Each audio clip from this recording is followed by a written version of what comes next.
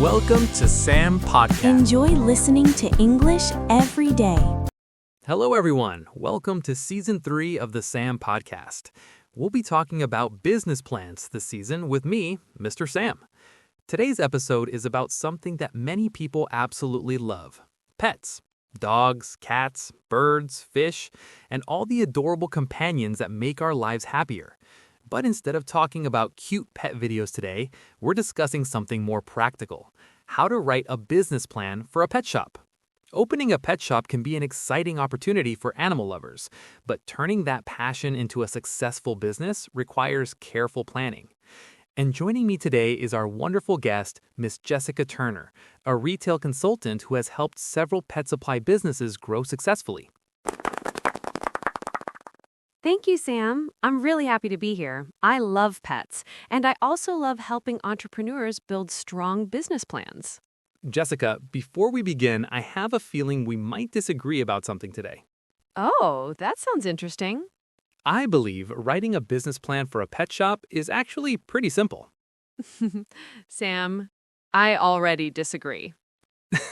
I thought you might.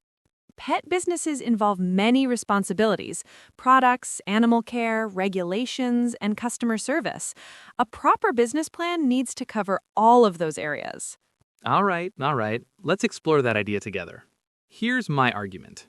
If someone wants to open a pet shop, they just need three things: A, pets and pet products; B, a good location; and C, customers who love animals. That's basically the whole plan. Sam, that's not a business plan. That's more like a wish list. Okay, fair point. A real business plan requires research, strategy, and financial planning. All right then, let's go step by step. What is the first section of a business plan? The executive summary.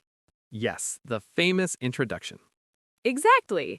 It's a short overview of the entire business. What should it include?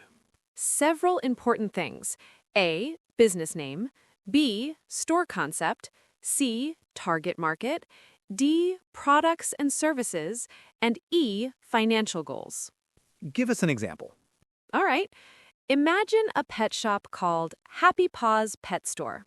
The executive summary might say, Happy Paws Pet Store will offer high-quality pet food, accessories, and grooming services for dog and cat owners in the local community.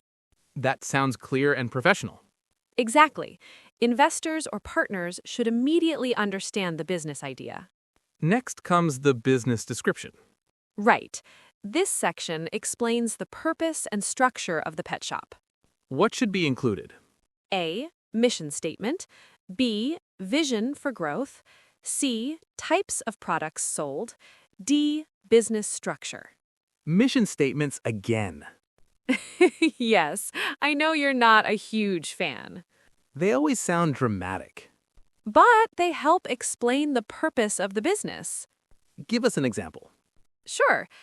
Our mission is to improve the lives of pets and their owners by offering high-quality products and expert advice. That actually sounds nice. Exactly. Pet businesses often focus on care and trust. Now we reach something important: market research. Yes, this step is essential. What should entrepreneurs research? Three major things: A, target customers; B, competitors; C, industry trends. Target customers. Let's start with customers. Who shops at pet stores? Many types of customers: A, dog owners; B, cat owners; C, bird owners; D, fish hobbyists; and E, reptile enthusiasts. Each group probably buys different products. Exactly. Dog owners might buy dog food, toys, leashes. Fish owners might buy aquariums, filters, decorative plants. So the business plan must define the main customer group. Yes. Without focus, the store might carry too many products. Now let's talk about competitors. This is an important step. What kinds of competitors exist? A, other pet stores; B, large pet supply chains; C, online pet retailers. Online stores must be strong competition. Yes, many people buy pet food online today.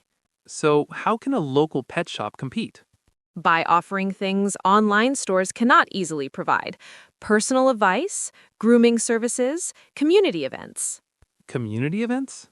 Yes, for example, pet adoption days, training workshops, pet care seminars. That sounds like a great way to attract customers. Step 5, product and service strategy. Now let's talk about products. Pet shops offer many different items. Let's list some categories. Common pet store products include pet food, toys, grooming tools, cages and aquariums, pet clothing, health supplies. That's a huge inventory. Yes, which is why product selection must be strategic. What about services?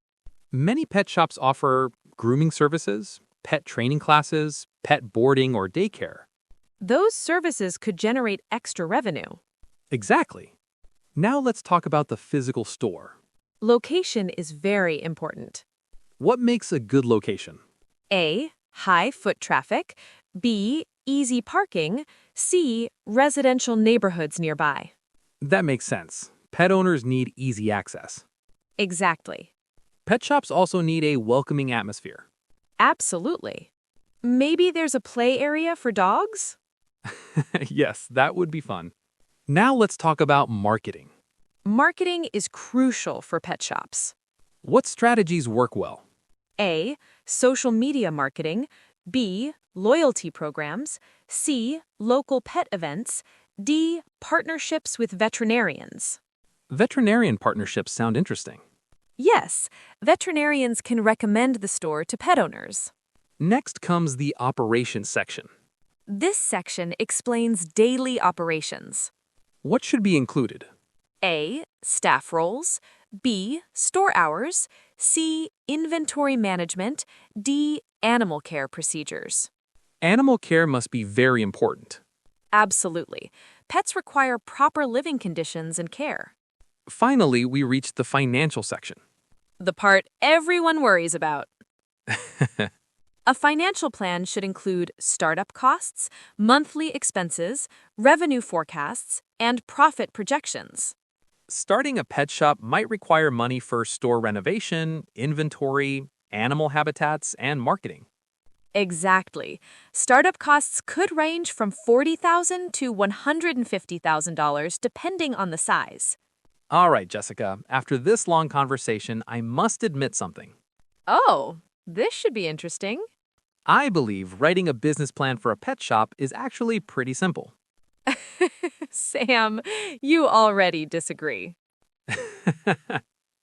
I thought you might. Pet businesses involve many responsibilities: products, animal care, regulations, and customer service. A proper business plan needs to cover all of those areas. All right. Let's explore that idea together. So, you still think business plans should be simple? And I believe they should be detailed and strategic. So, we still disagree.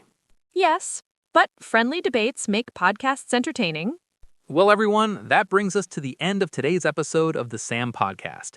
Today, we discussed how to write a business plan for a pet shop, including market research, product strategies, marketing plans, and financial planning. Thank you so much for listening. We hope this conversation helps anyone who dreams of opening their own pet shop. And remember, every successful business starts with a strong plan. Absolutely. Thanks for listening, everyone. We'll see you in the next episode of the SAM Podcast.